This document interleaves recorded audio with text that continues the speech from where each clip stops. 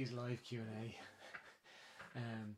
It's interesting how Facebook makes all these wonderful changes, and they make these changes, and then it becomes a bit of a pain in the ass for those who've been using something that works quite well, and sometimes it doesn't work that well then when you change it. So I hope everybody's had a good week. It has been a nice week here, and yeah, Maria, it was a cracking win for Liverpool at the weekend. Liverpool 5, Man United 0. Made me very happy. That was after watching the beloved Drogheda United win as well. So all in all, Sunday was a good day for sport. So yeah, I had a nice couple of days off. I took some time off last week, which was lovely, and felt nice and refreshed and relaxed. So that was really, really fun. And we finally launched our Face Painted Kids NFT project website. So you can go and check it out and see all the interviews that we're doing with all the charities that we're hoping to help with this launch. So it's really exciting to move to that point where the website is out there. I've been working on some stuff for the book that's coming out in December. So yeah, that's exciting too. Hi Jennifer, I hope you're well. Yes, we got a couple of questions today, very much Halloween related, given that it is Halloween this weekend.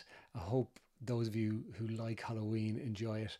I like it a lot, but sometimes I can find it a bit frustrating too. So definitely as my children get older, it changes. So it changes. That's life. What can I do? Caitlin, yourself and Maria have demolished the kitchen carving pumpkins. Did you know? Here's boring fact. Did you know that Halloween is actually an Irish festival? It comes from Ireland. And that pumpkin carving is an American thing.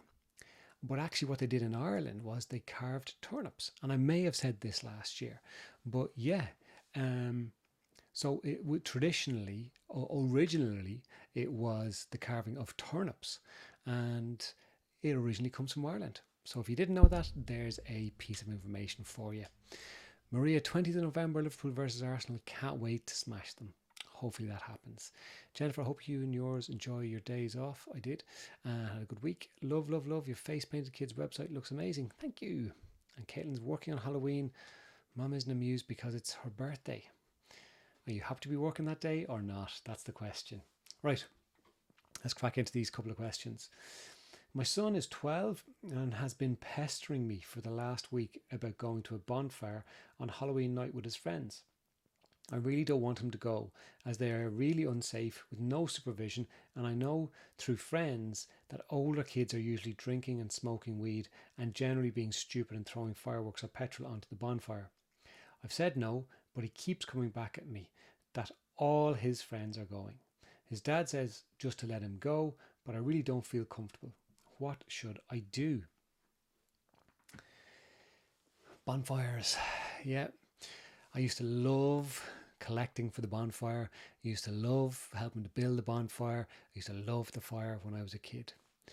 And people did stupid things at bonfires when we were kids, and they do stupid things at bonfires now. And I think for a while there was some planned, organised bonfires, but they're happening less and less, probably because, like with everything, insurance gets in the way. So there's the normal bonfires that kids go collecting for, and we've seen them collecting for months. Like, I know some groups of young people who start collecting back in June, July for the bonfire. I don't know where they keep the stuff, how they house it, and it is amazing. Like, if they could put that attention to detail and work ethic into other things, they'd be phenomenally successful, because the structure that they put into doing that and the collecting, and everyone knows their role, everyone knows their position, everyone knows what to do. It's unbelievable. It's amazing. So I have a lot of admiration for kids, but they are, or can be, stupid when it comes to how they interact around the bonfire. And you're absolutely right. In my experience, Older kids sit around a bonfire, have a few beers, smoke some weed, have some fun. And then when people start to get a bit stupid, that's when someone always, I don't know how they happen to have it, but someone always happens to have a little barrel of, or canister of petrol that gets chucked, or, poured onto a tire that gets thrown through and goes in flames and fires off down the road. And they can sometimes throw fireworks um, into the bonfire to see what happens. And a lot of the time, it'll be fine, but sometimes it's not. So I completely understand your concern about your child going, and especially at 12, because he's probably at that influential stage where he's not necessarily going to be that confident going in because there will be older kids there. He may not feel that safe, but he's just going there because his friends are going. So he wants to experience it, but he might be a bit nervous at the same time.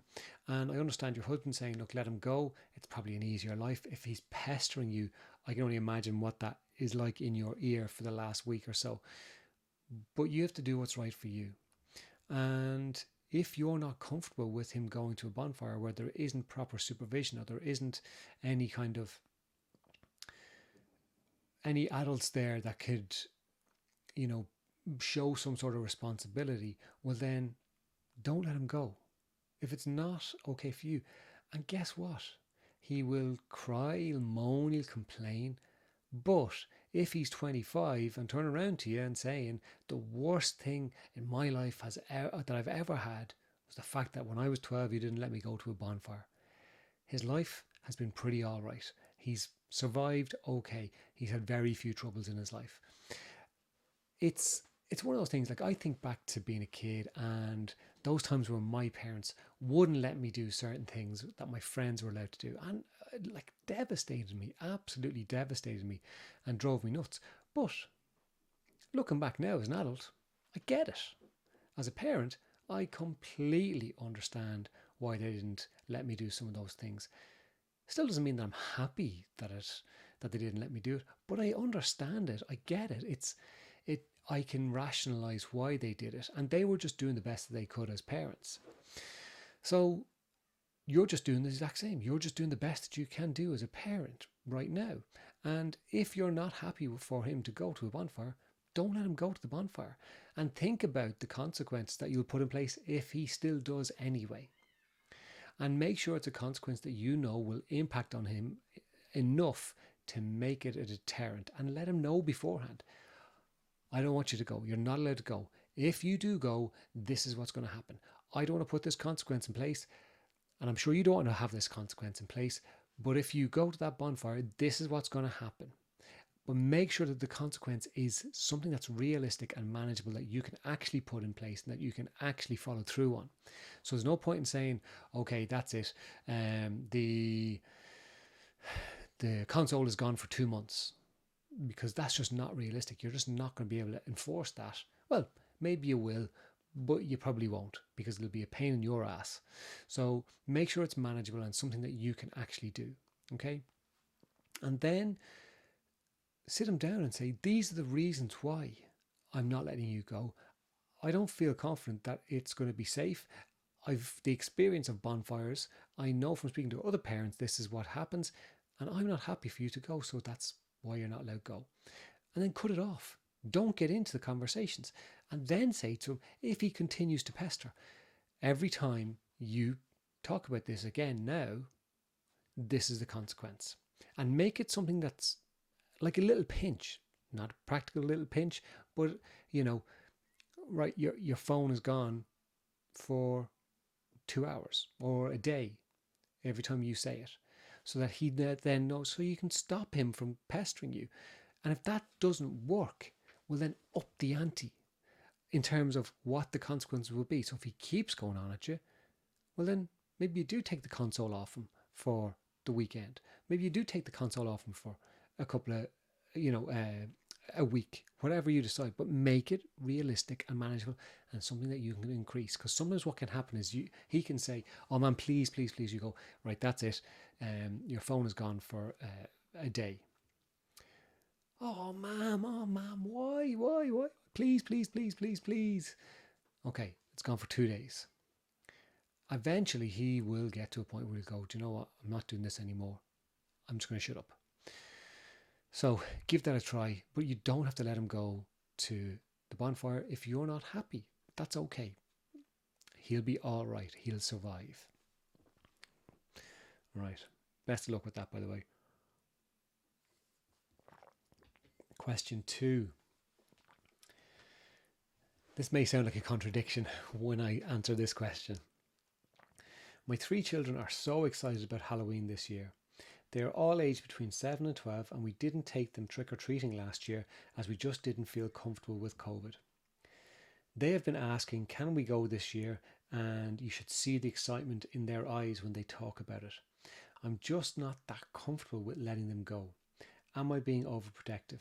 They play outside with their friends and go to school, and they will most likely just go to their friends' houses to trick or treat. I'm really conflicted. Have you any advice? So, and I suppose, right, I will try and um,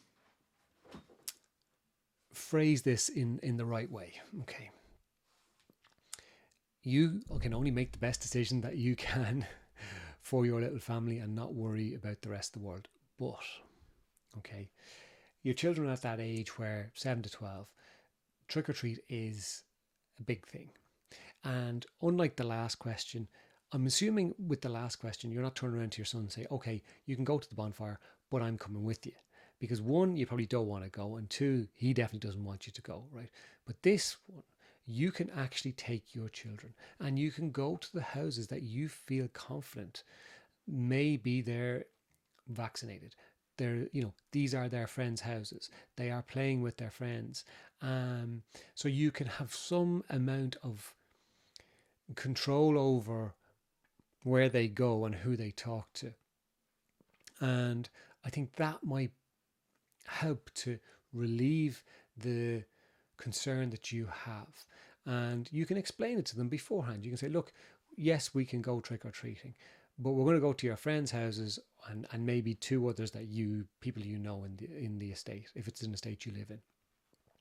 And just go to those houses, and then you can look at what they have in their bag before they start to eat it. So if anything's in a wrapper, that's fine. If anything is loose, maybe you don't give them the stuff that's loose. And if you want to get to the feeling more comfortable, maybe you can open the stuff up with rubber gloves on if you feel the need to do that or not. But I think we need to get back into some sort of normality, and I know we need to do it safely. And with numbers increasing as things open up more, certainly here in Ireland, I know in the UK as well, the numbers are gone through the roof. But our children need some sort of normality as well. So maybe it is good for your kids, or would be good for your kids in terms of feeling a sense of normality, to actually go and just do what they would normally do on Halloween, but in a controlled, safe kind of way. And, bring a little hand sanitizer with you. And they sanitize their hands after every time they go up to a house. And maybe you tell them that, okay, if the person holds the bag, or the basket of treats out to you, you don't stick your hand in and pop stuff in. Get them to put the stuff in. So you just hold your bag open. There's little things that you can do like that can help to ease your mind that little bit. But ultimately, if you really, really, really aren't okay with it, well, then don't do it.